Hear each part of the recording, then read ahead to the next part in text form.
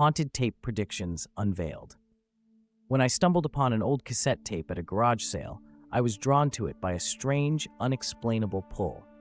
It was nestled among dusty vinyl records and forgotten trinkets, its label worn and faded. The seller, an elderly man with a distant look in his eyes, gave me a knowing nod as I handed over $1. That night, curiosity got the better of me, and I dusted off my ancient Walkman to listen. What I heard sent a shiver down my spine. The voices on the tape seemed to know every intimate detail about my life, things I had never spoken aloud. The more I listened, the more unnerving it became.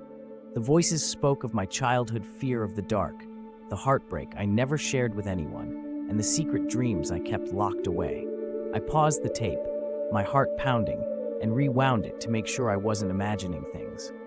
But each time I pressed play, the voices continued their eerie narration of my past, slowly inching closer to the present.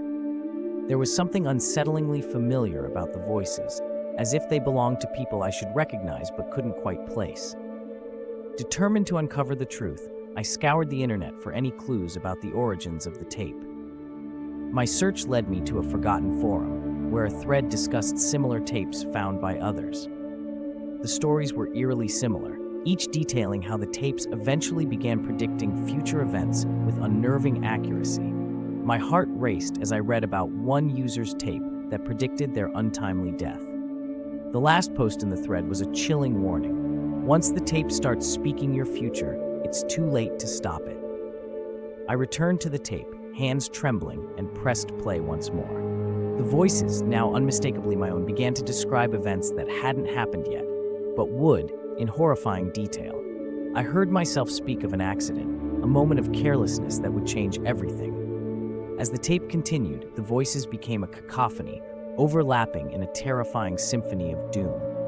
My breath caught in my throat as the final words echoed in my ears. You can't change what's meant to be. In a desperate panic, I smashed the Walkman to pieces, but the voices lingered, haunting my every thought, leaving me trapped in a reality I was powerless to alter.